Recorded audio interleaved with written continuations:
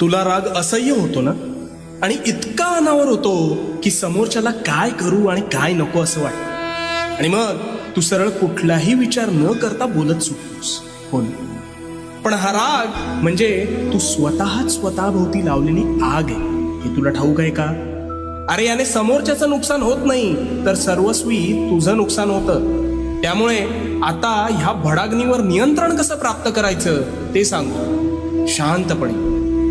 तू रागात असतोस त्यावेळी तू सर्वात अविचारी असतोस, म्हणून तू त्या आवेशात हवं नको ते बोलतोस, आणि बोललेला शब्द हा कधीच परत घेता येत नाही.